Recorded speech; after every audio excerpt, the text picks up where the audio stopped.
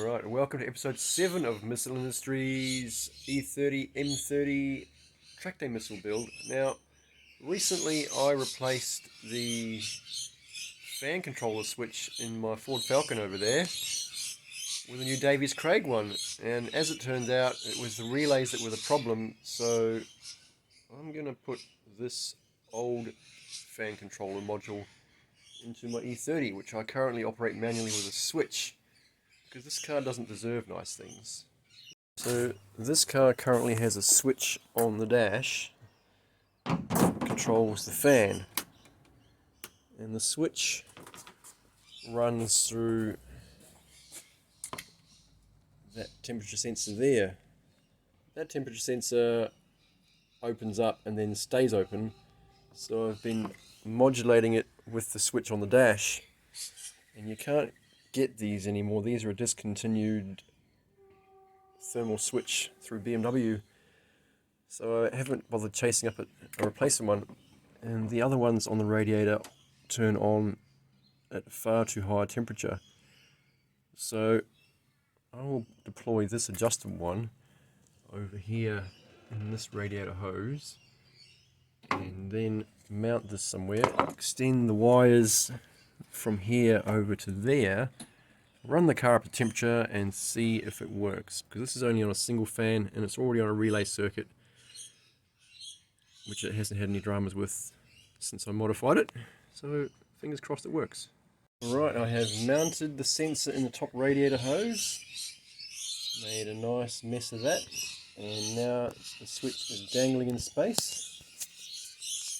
So the question now is, one tech screw or two? It's going to be one, because it's all I can find.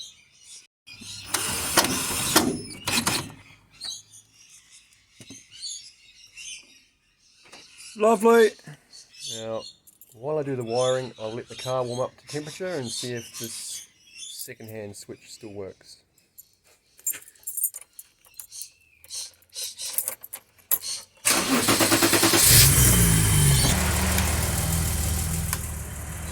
I've literally just powered up the circuit after wiring it up. The fan controller is on. The car's not quite at halfway. Let's see if it turns itself off.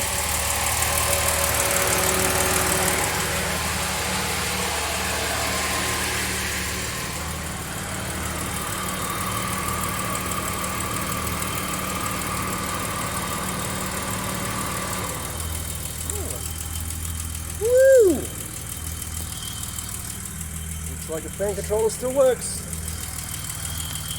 I need this.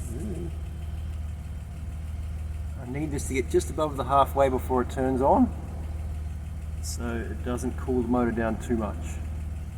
So a little bit of field testing now. Turn the thermostat further up. Should be all good.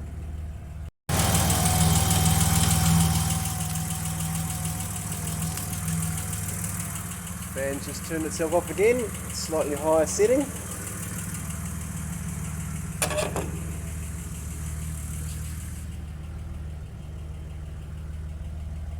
Yep, that's good.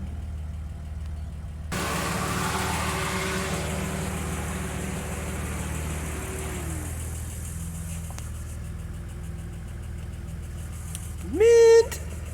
Now that the thermal fan controller has been confirmed to work, it's time to tidy this wiring up so it's not so obvious. Or no, I will tidy it up.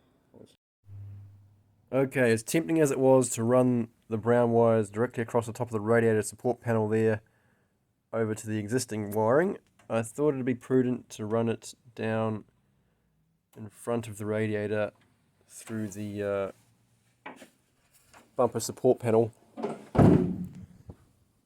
which is down in here. So this runs all the way along here, all the way along, and then back up to there where it joins the original bird's nest wiring, all wired up and somewhat discreet. Don't cars look terrible with the grill off, like they've been punched in the face and had their teeth knocked out. Alright, summary time for episode 7. It's night time, it's getting cold, and the car is back together, looking its usual bluff, brutish self, but not too brutish that it looks like it's had its teeth knocked out. So that's good. So the hand-me-down thermal controller works, and I've tucked all the wiring away, so it's not really obvious that it's there. So that's good. Good result.